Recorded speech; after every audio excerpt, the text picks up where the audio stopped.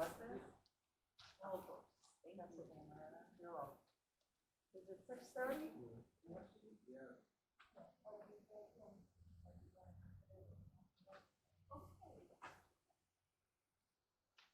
Get this meeting started here. Call to order. Opening exercises, please stand. First, we'll start with the prayer. Heavenly Father, we come to you today asking for your guidance, wisdom, and support as we begin this week. Help us to engage in meaningful discussion. Allow us to feel closer as a group and nurture the bonds of this community.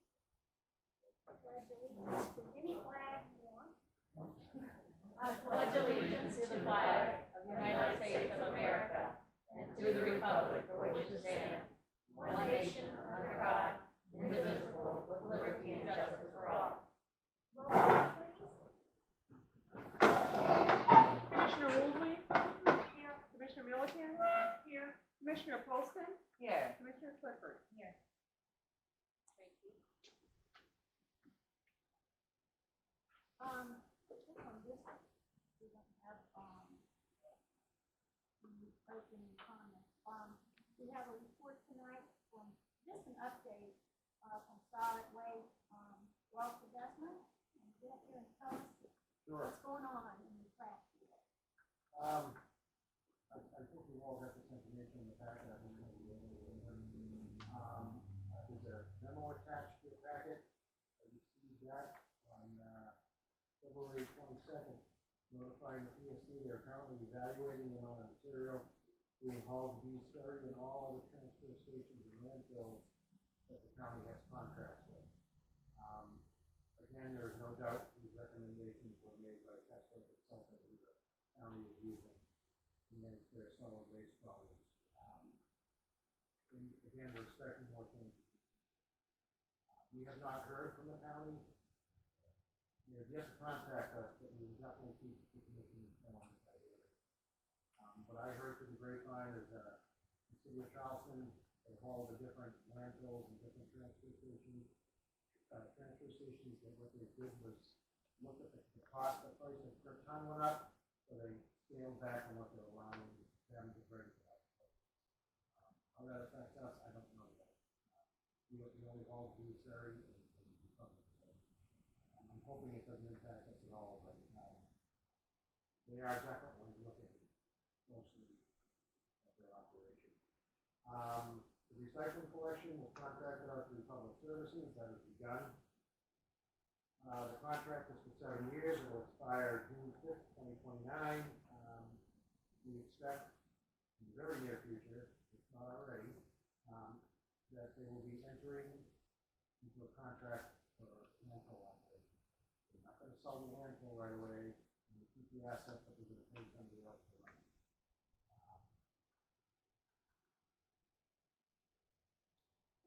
The county has done all of this in executive session. All these decisions are made in executive session under the attorney-client privilege. The information is very hard to come by. And most of what I hear is through the grapevine. If somebody drops me a hint and, we do some research and then we find out what's really good. So all we can do right now is monitor the situation, keep a close eye on what's going on, and again, keep the committee and the commission informed on anything.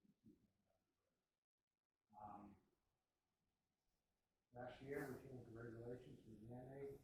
Put some information in there. From April 2021 to April 2022, there was a reduction in bulk material totaling 448 tons. The average truckload was about 4 tons, so that represents approximately 112 trips to the landfill that we do not make last year. Due to the man-made allowable limit. We reduced the amount, don't mind me. So the average reduction we've seen so far this year is 33.6%. I'm happy with that. I think we can do that. And we made that bulk debris as a thorn in the solid waste department side. It's going to become harder and harder to get rid of that debris in the future. Again, with the county basically making decisions and changes without our knowledge,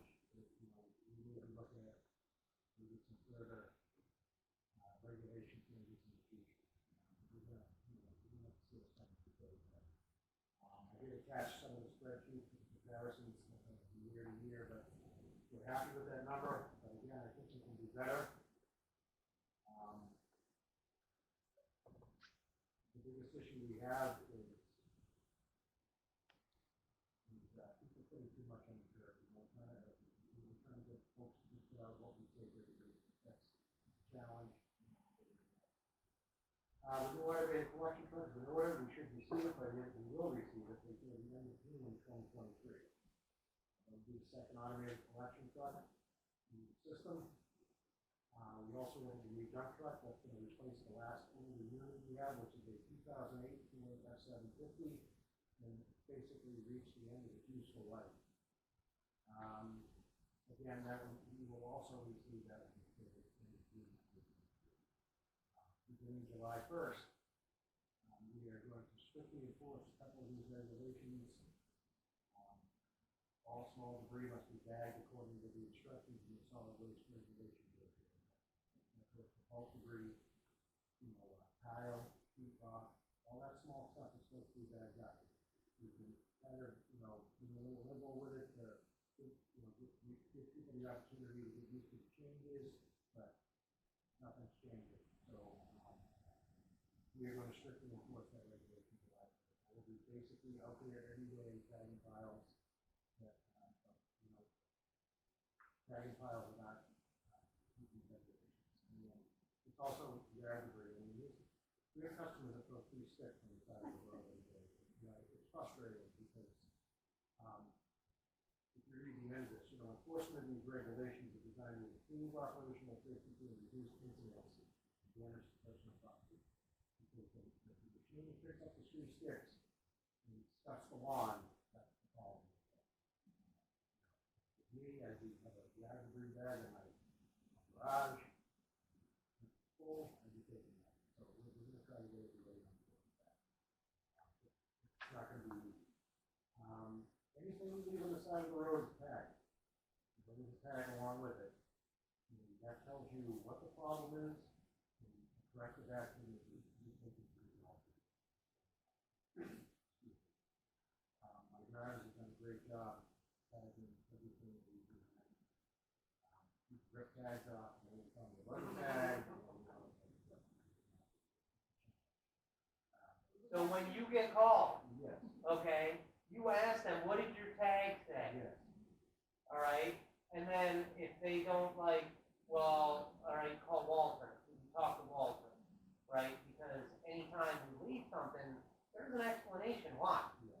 Okay, and I was waiting till the end, because I have one of the things you were just discussing about people putting things out, and you find in the White House communication, there's a huge issue there, and everyone, right there by the sign, and and I told my mother-in-law to contact you. I was like, I'll do it myself. The bottom line is, we really got to start cracking down on these issues. Yeah, it's And $1,500 fine right there, and they just been piling it up. And of course, next door, everyone is either, pick that up. We don't want this in our neighborhood. This is we live here for a reason. We have this beautiful, view. No, we have this huge pile of just tons of Is that on the corner right there by the Pennsylvania station? Yeah. Yeah, that belongs to the city. That's what I had exactly a what my conversation with a resident last week. Call Walter. Yeah, and she did call him, she's gonna call the city. And have to take care of it. And then I'll pick up Halloween. Yeah, people don't realize the city does not pick up everything. No, and they don't realize that you're better off putting this stuff in front of your property rather than on a empty lot. You really know it. Well, it's been there for years, Yeah. and And I get stuck between a rock and a hard place. I wanna help people out, but I also have to be careful. that's why I didn't contact you directly. I've got a question. Okay. For Walter. Do we have this issue with evictions, the giant piles from evictions? I know we're hearing about them next door in the city of Charleston. I mean, are there a lot of evictions going on right I now? haven't seen a ton. Okay. And we changed that rule also. The owners of the that property are responsible for hauling it away. You know, I spend a lot of time talking on the street. People are starting to get that message on that, you know, we're basically to the point where I bring up a brochure and say, if this is here, it's your responsibility, take care of it, and you can scream that in my way back to that's the way it is. You know, I've actually been in contact with Johnson County Code Enforcement. I had a long conversation with the code enforcement officer last week, and I said, look, I need your help out here. I cannot do this alone. The county doesn't like bad publicity, but we have unincorporated parts of the town getting down. I need your help.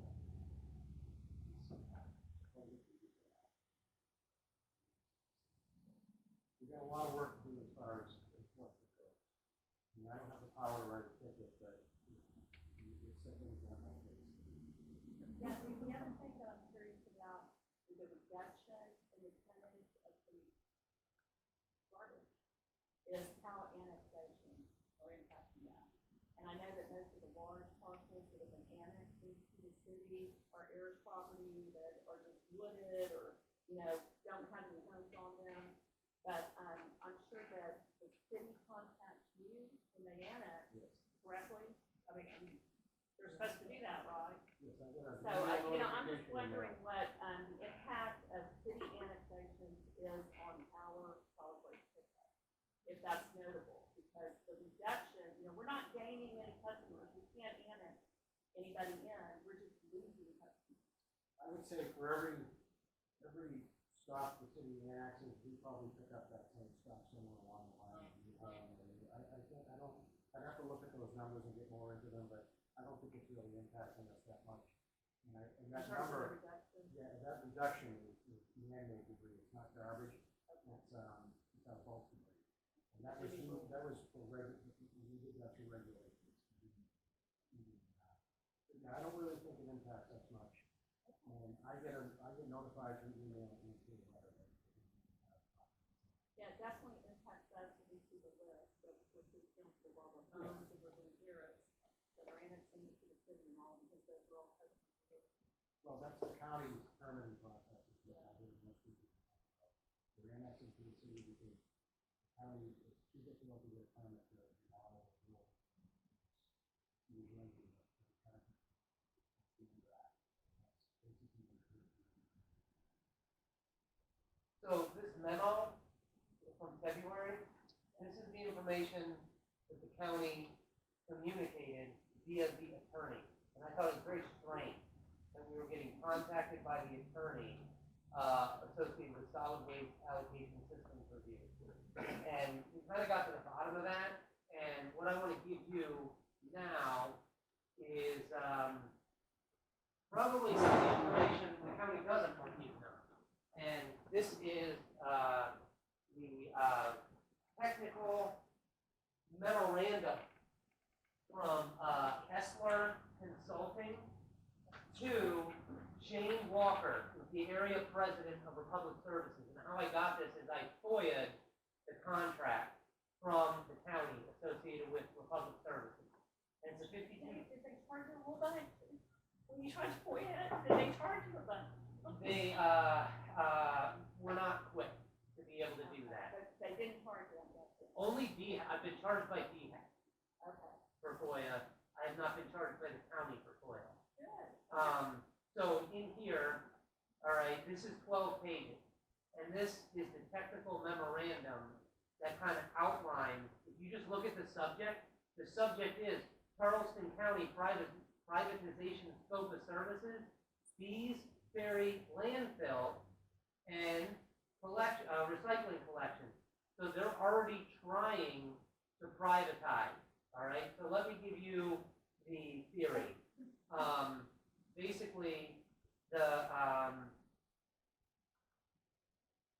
county doesn't want the public or the public waste haulers to understand that it doesn't have a long-term plan for landfill operations beyond the Fees Ferry landfill. And that reality is coming down the tracks like a freight train in about 5 to 10 years. The problem is that once a long-term solution is identified, it's gonna take the county years to implement a solution to the landfill. They're simply running out of space. And the county can't wait until the end of the useful life of the current landfill to start figuring out the long-term solution. The permitting alone between DHEC and the EPA to open a new landfill, even a new cell, is a multi-year endeavor. And that's after you figure out the land to purchase to make it happen operationally. So what I'm providing to you is an excerpt of 12 pages of the 52-page contract. It's an exhibit in the contract, which is the response, which is basically what set up the response for Republic to take over collection services. All right? And so again, this is proof the county is attempting to privatize the landfill. It's already privatized curbside recycling collection. The materials recovery facility, the MRF, has been privatized. The composting has been privatized. They're going for landfill. And so what likely happened is the county did not get the responses they wanted for landfill operation privatization from this, okay? So the county went forward with a privatization of recycling collection and then back to the drawing board associated with landfill privatization. And the county probably got some tips from Republic and other responses indicating what needs to be different about the landfill operations for a third-party vendor to take over the county's landfill operations.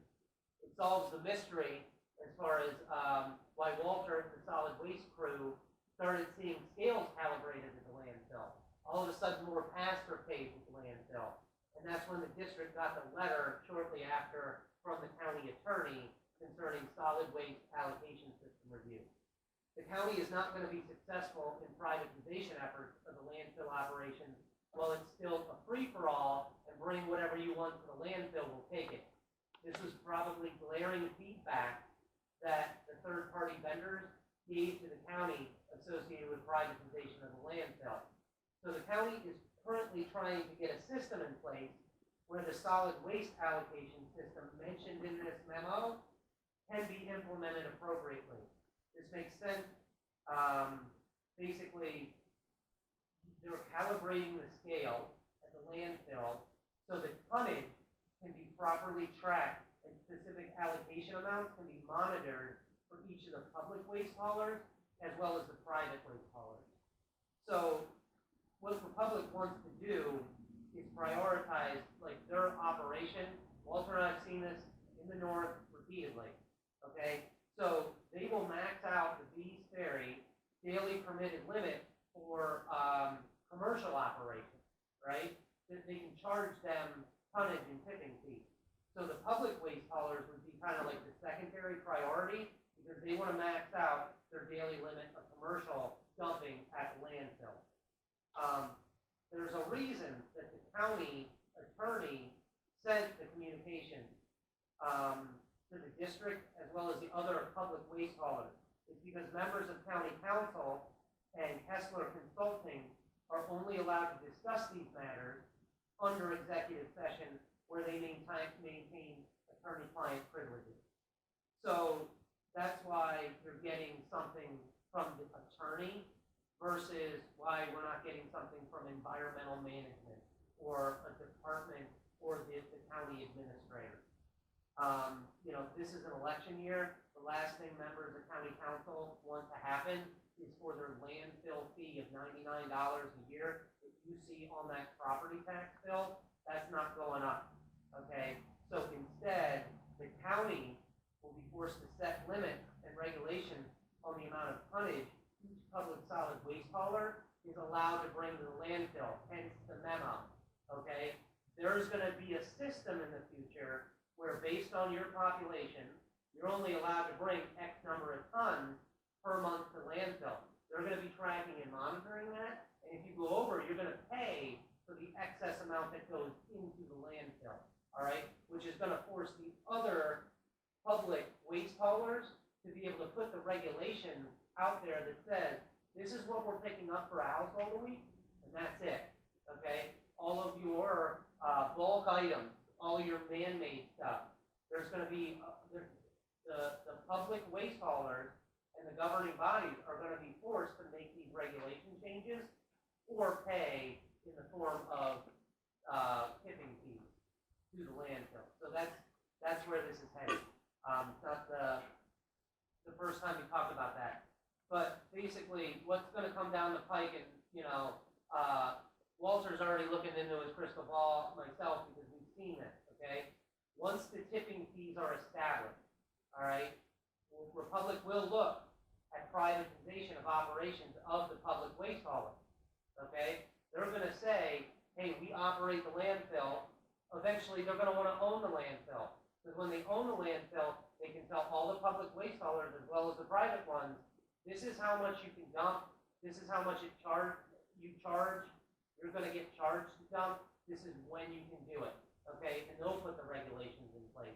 And the county can kind of wash their hands of the landfill operation. So, here's the rub. If there are, future scenarios of the public, solid waste haulers being privatized, if the district doesn't have a solid waste operation, the residents of James Island will not get the same level of response to clearing storm debris when there's a major emergency event from the tropical storms and hurricanes.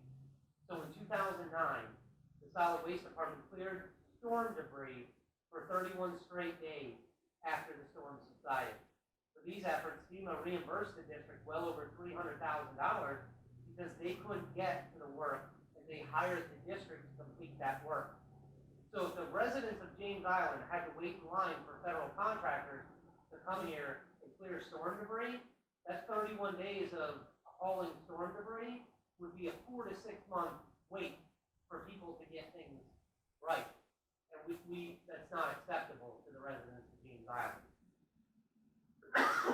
Unfortunately, the wait time for federal contractors would only get worse if there are more public waste haulers that become private because Republic took over their operation.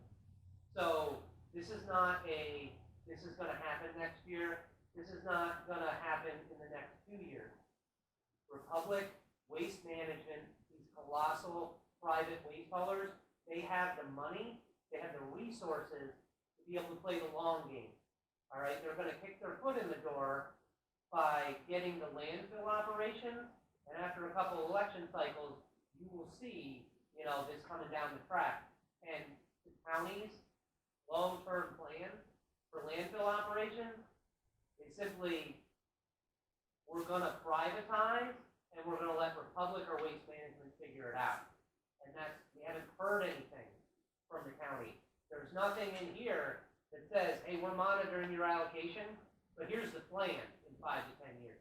And that's what, we need to be able to start those conversations with the county, get out in front of that. What's the plan here? Because that's what it means to us. So the privatization, they're just gonna, profit is what's gonna drive it, not public safety. Not the matter when you have dry trees laying around that they catch on fire or anything like that. I can tell you from working for these folks for many, many years, there's a big picture involved in everything they do. If they have 1 foot on one piece of land, it's because they want the 17 that's around it. I mean, that's how they roll. All right, and, when Dave was mentioning the landfill, if they were to buy the landfill, they would max out the ton, the allowable, the daily limit on what their permitted to bring in there. They're gonna get rid of all their commercial trash for cost, and then they're just gonna wrap it up, cap it, and leave, and go on to the next, victim, so to speak, and that's how it works.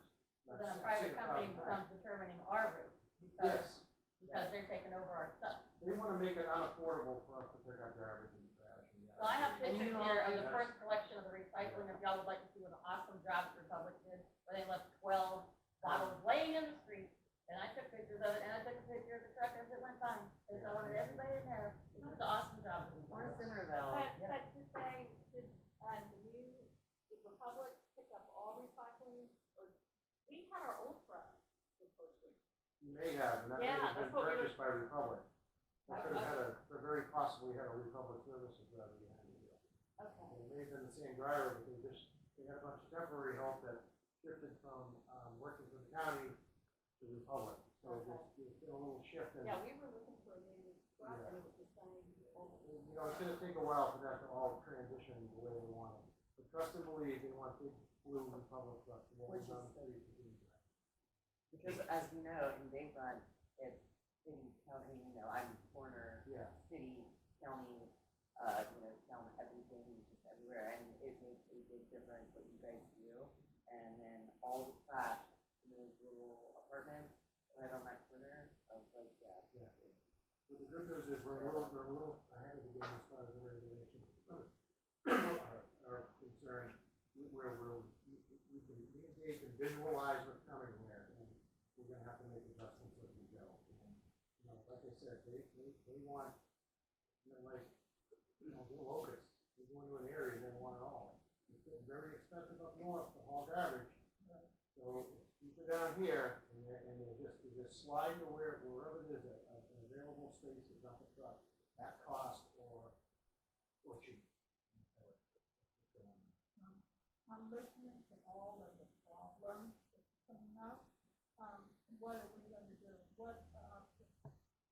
What are we thinking? Is this gonna pause? No, we had a discussion today that we need to come up with some form of plan. Right now, I don't know, because information is so scarce in the county that it's hard to make these plans when you're really getting no. What we need to do is get the big dog on board. The big dog's the city. City. Okay, like, we have a relationship with, Walter's counterpart, who also worked for Waste Management for many years, who knows what's coming as well. And Mike, so, right? Yeah. Okay. and so, you know, we need to get them on board, we need to get them educated so they understand. We're kind of a unicorn that the big private waste haulers don't have as much of a presence. They recognize that and they're coming, so how do we get together? How do we get with the other municipalities to educate them that this is what's gonna happen? They're already trying to privatize it. They don't just want to run the operations at the landfill. They have bigger aspirations, but this is how they're gonna get the foot in the door. This may be a really dumb question, but who picks up solid waste for St. Andrews? St. Andrews, So DSP. St. Andrews is in the same position as us with all of them. Do they have as many customers as we do? I mean, half, or how close? Sure. Offhand, I wouldn't know that. Well, I mean, doesn't it make sense that we work with St. Andrews on all of this? We wanna work with everybody. We wanna work with I mean, everybody. just in terms of how to cope with, The you know, the key, city, the county to do this. well, the key is the city, because they're the big dog. And we have to get them on board. Your other, you know, North Charleston, Mount Pleasant, right, all the big, operations, Walter's gone to lunch, he shared this with them. This is no secret. You know, Mac Alltop has all of this as well. I mean, they have the contract, this is what it is, they're trying to privatize. This is where it's gonna end up, because we've seen this movie before. And Listen, when we privatize, it's gonna cost the customers, right? It's gonna cost us. right, and So so you have to put that in, let them know it's, this is gonna be hurting everyone. you're gonna be paying more Yeah. for less service. And that's what it comes, that's the business model. That's how the private waste haulers, you know, operate. And so under this contract for recycling, you know, there is a, period within the contract, and it's 18 months, right? And that's kind of like the honeymoon period. And Republic's gonna be on very good behavior, and they're gonna be very responsive and do whatever, you know, the county needs. And then after that, through 2029, we'll get there when we get there. That's kind of the business model. So, Your business model is volume, footprint, that's it. Volume, footprint, profit, that's it. There's not, you know, they can tell the word service all they want, but I know better. Service is the big. you got that right. And so I've had, you know, conversations with Jenny Honeycutt. You know, I've reached out to Anna Johnson, like, hey, just so you know, like, we told you, you know, how this is gonna get laid out. So this is what we think about it. We don't like it, and we're gonna keep talking about it. Okay, was that all 4 items on, was there anything else? No, there's nothing else. Okay, this meeting is adjourned.